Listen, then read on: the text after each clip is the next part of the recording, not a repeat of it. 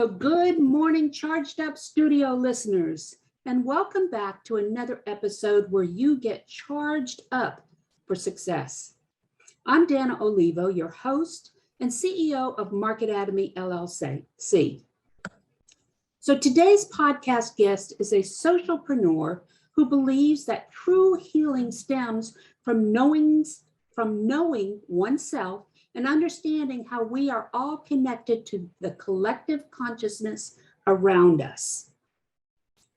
A leading advocate for socio-political, trauma-sensitive change and informed responsiveness to unnecessary trauma in the health, education, justice, government, and private sectors, she highlights the transgenerational effect collective trauma has on our current society. Wow, that's a mouthful there. Linda's expertise comes with her ability to uncover the driving force or core of issues we face societally. Sometimes this involves looking not only at the current reality of the challenge, but the collective generational issues that remain unresolved and are currently impacting every aspect of our society. Let's all please welcome to Charged Up Studio, Ms. Linda Conyard of Healing Humanity Through Truth. Welcome, Linda. Thank you, Danna. Lovely to be here. I'm really excited to have this conversation with you. No, you too. So in that intro, that bio, did I collectively capture everything that you do? Yeah, you did an amazing job. And it is a mouthful, I agree. And it's a massive topic. And we're going to just touch on the beginning of that today. Yeah, we're going to delve down and we're going to break it apart for our listeners because, like I said, you know, even me, collective generational, what does that mean? So we have ourselves, our families, our local community, then maybe the state that we belong to, then the country. So the collective builds out. So we've got our generational history, which that takes like thousands. If you think about it, that takes thousands of people who've gone before us for us to exist. And we don't often think in that kind of way, but that comes with us wherever we go. That lineage that we have, everything that's happened generation after generation, it's passed down. So when I talk about unresolved collective trauma, it's like from generations where there's been traumas that it's not been resolved, then that system has to find some way of balancing out for the upheaval or the disturbance that's occurred. And if we think about, you know, COVID, for example, how we've been through, as a global society, we've been through this massive upheaval, right? Right. So we're currently, how I see it, we're currently in a situation where what we do will make such a difference or impact on the generations that are coming.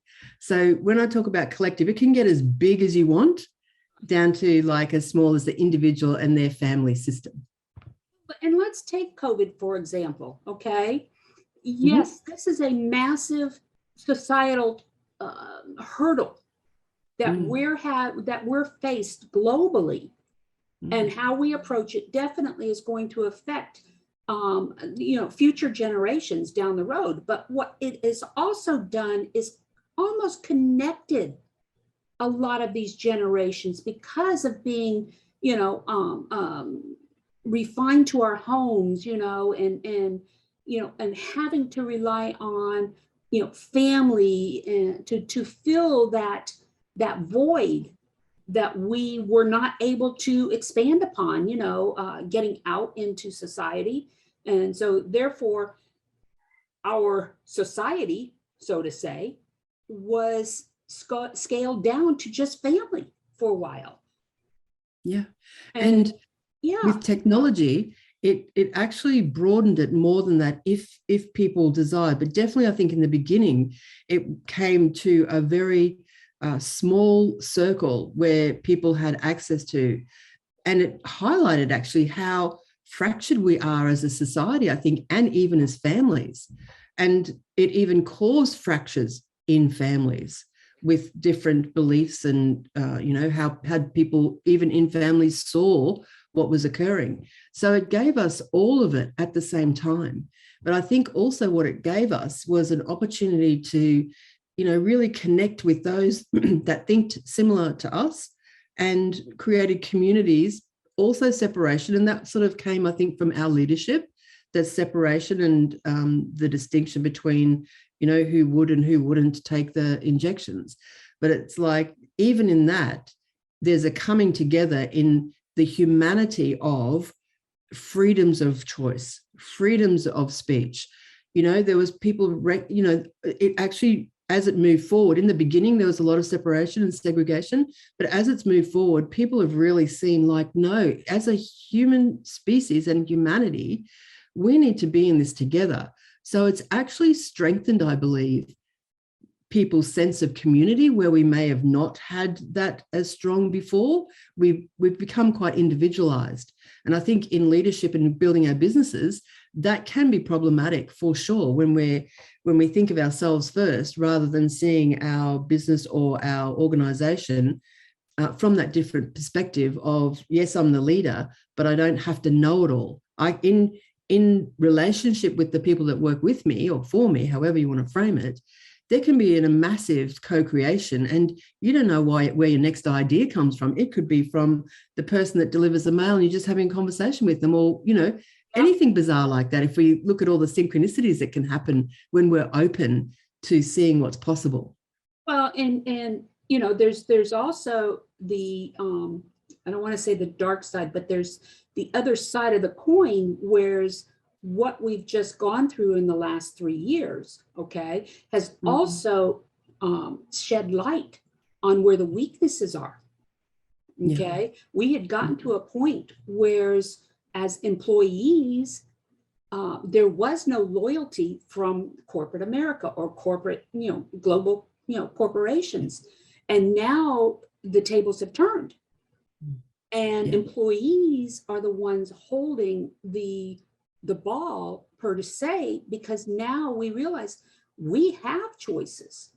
We don't have to be under the thumb of a corporation or anything like that, So COVID, there's been a lot of changes over the last 3 years. Now, how much do you think, or do you believe that these changes are sustainable moving forward?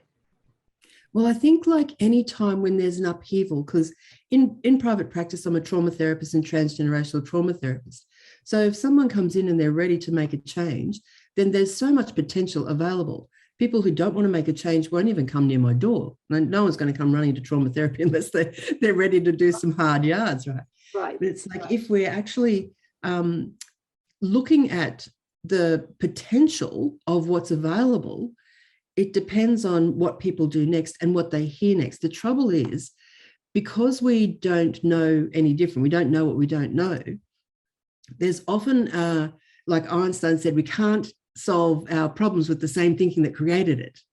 So we're often in that situation of thinking we know something, and then we go down the path of familiarity, which is not necessarily the path that's going to create sustainable change.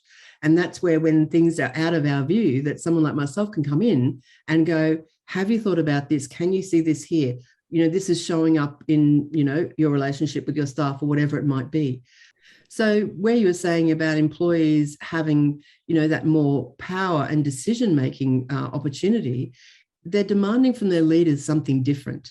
They don't want to be, segregated. It's like we're looking more at that co-creation and that valuing each other at a different level. Still having, like, yes, this is your organization. Yes, you're the CEO, but you don't have to be like the boss. You don't have to be that person that has to know everything, because we're all human beings and we don't all know something. We don't know everything. So to be able to be solid in yourself. And I think this is where, when I talk about, there's 3 major disconnects: disconnect between self, disconnect between others, and disconnect between our environment. If we were really connected to ourselves, we wouldn't do to each other what we do, and we certainly wouldn't do to the planet what we do.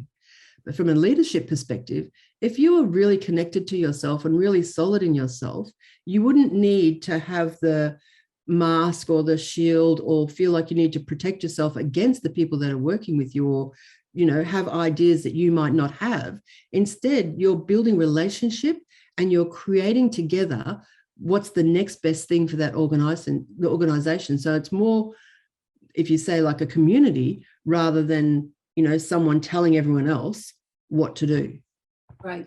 Well, with that in mind, up until just recently, business owners, business leaders, whatever you want, whatever we are, we've always been taught to look to our environment and basically emulate, emulate what other leaders and things like that are doing.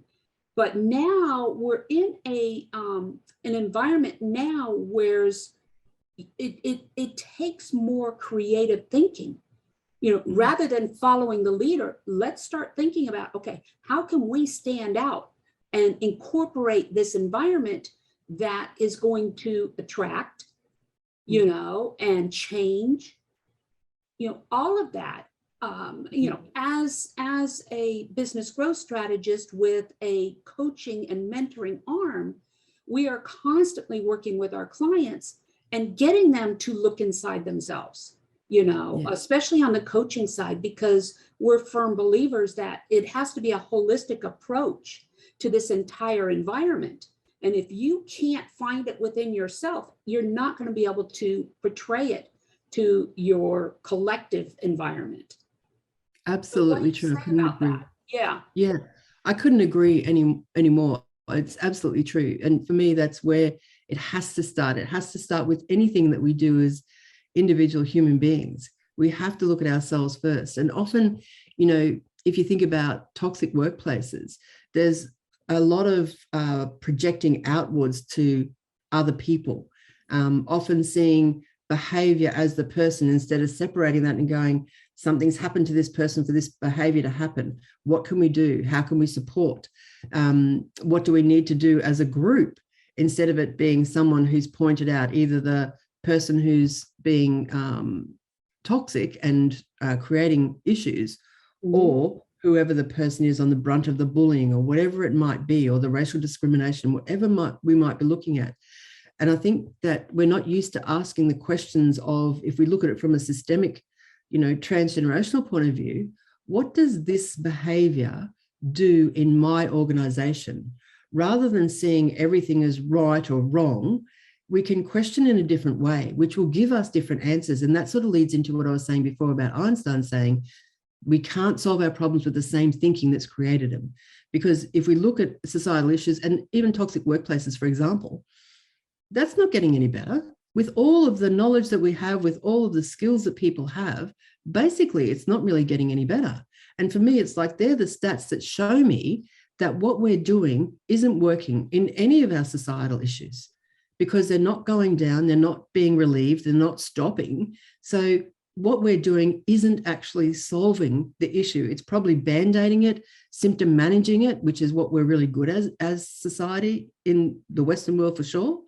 So as long as we band-aid, we tick a box, then we're not actually making sustainable change, and we're not interested in making sustainable change, or we don't know that we can make sustainable change. Right. And unless we approach these aspects with a more global vision or what we call a BHAG vision, okay, let's look beyond the next 30 days or 2 years or whatever. Let's look at the impact that our decisions are going to make on the environment, on our environment and future generations. That's right. That's right. And if we don't stop what we're doing, because I sort of see it like we forge, those ice breaking ships that crack the ice, and it's a nice clean crack and break at the point of the ship, right? But then at the sides and towards the back, there's this massive mess that's sort of left behind us. But if you're focusing just on the front, all you see is like, charging forward, what can I do next, from that same way of thinking. So we keep perpetuating what we already have. But if we stopped and turned around and had a look what happens when I first break the ice, and what happens when I look, go to the back of the ship and I see all of that that's been created from that breaking at the front. It's like a different picture. But what we're not able to do, I believe, at this point in time, is to actually go to the back of the ship and have a look at what's happened before, what needs resolving, and what can we do to make that different moving forward. And that's primarily because a lot of us are in a reactive mode right now, rather than a proactive mode. We're still digging ourselves out of the last 2 years. It's very difficult. So what do you believe are the biggest, most challenging hurdles to date with COVID? What do you think the biggest, most challenging hurdles are that we need to get a handle on? As business owners and leaders, I think that the biggest thing is ourselves. We have to do our inward work. We have to come home, and one of my programs is called Journey Back Home, which teaches people how to reconnect with themselves or connect with themselves for the first time. So for me, that's the most significant thing that we have to do, because we haven't really done much of that.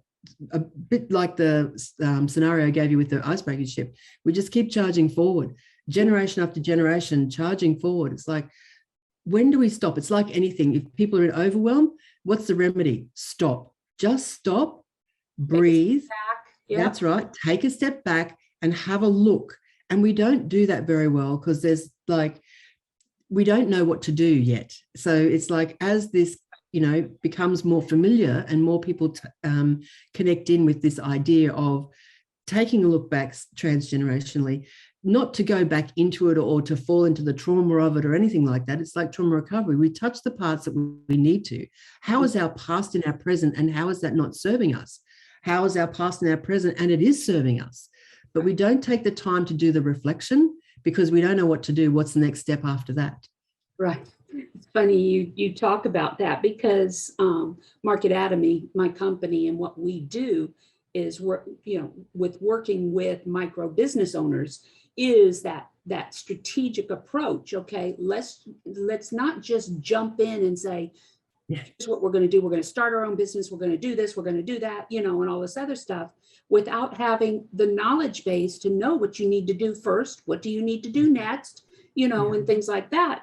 And so, and a lot of times, and especially right now, coming out of COVID, where we've had over an 80% increase in new business license applications just here in the US. Yeah. Okay. That's a massive indicator, isn't it? It is. And in respect to what you were saying earlier, is the fact that, okay, now we're taking more control of our own decisions, and we're realizing that, we don't have to rely on a job anymore, because we've started to realize, okay, we don't need all of the bells and whistles that we had before COVID. We learned how to scale down and things like that. Well, it's the same thing with business, with new businesses. But if they can't get a handle on it, 2 years down the road, we're going to find a lot of these business owners, closing their doors, because they didn't know what they didn't know about, launching and growing these small businesses. Absolutely. And as a government, all right, the government is not looking at, okay, what is the positive impact these small businesses, these micro businesses, not small businesses. SBA calls a small business 500 employees or less. Okay, those aren't the businesses that are failing. All right.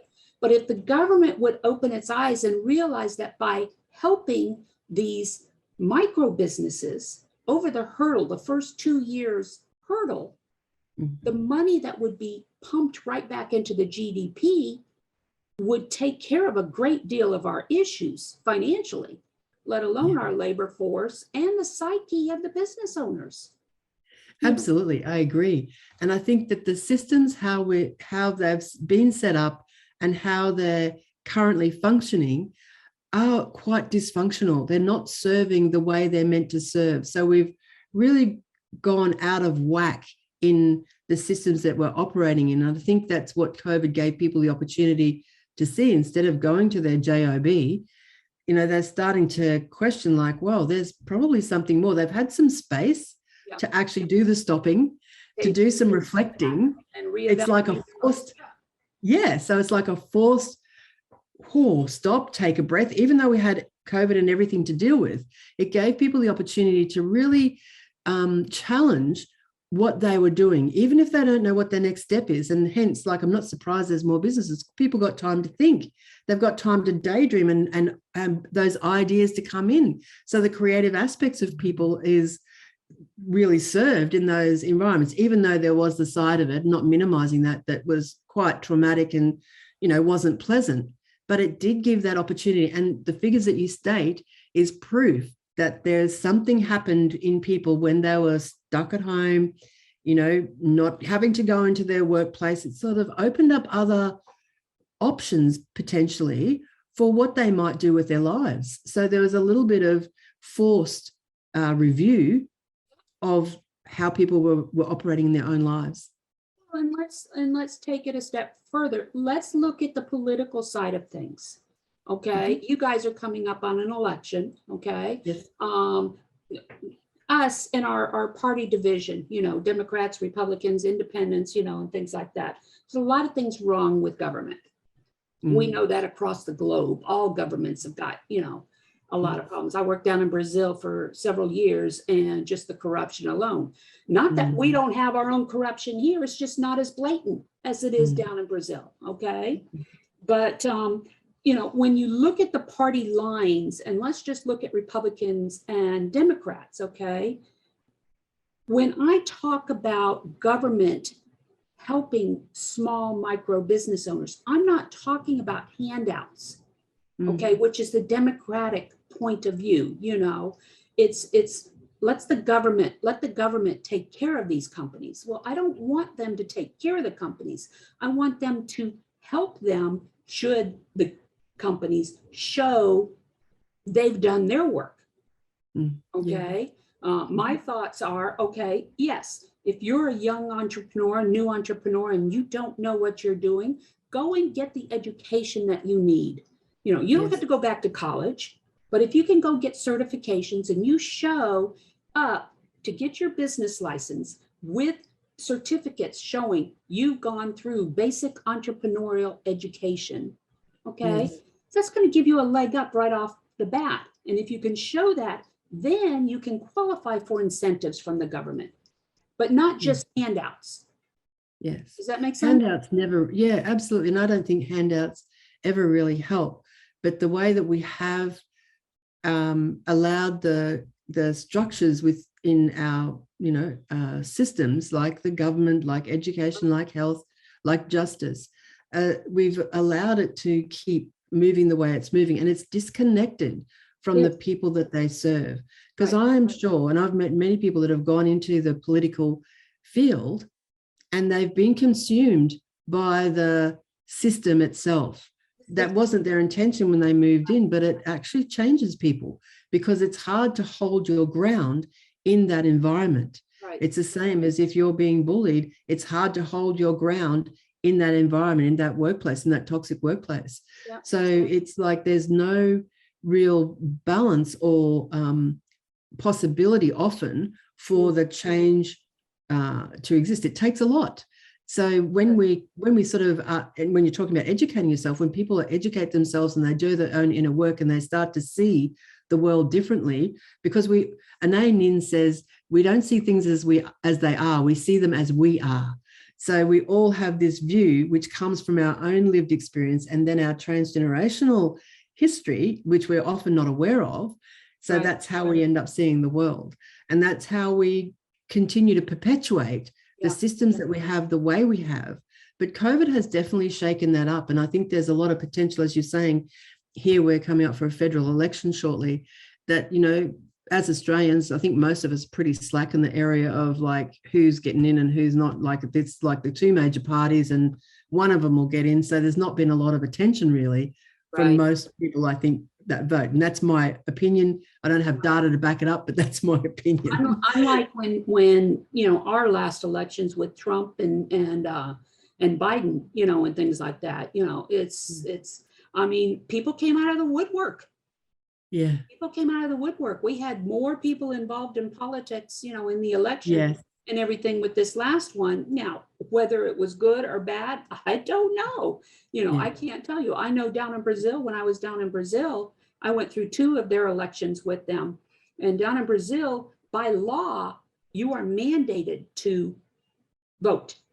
Yep. You had Same no here. choice. Okay. Same here. Yep. And when you've got an economy there is really not a lot of middle class. You either have your high and you have your low.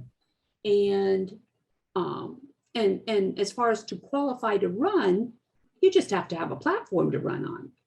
And so if that platform is servicing the lower class, and you've got things, you've bought those votes there.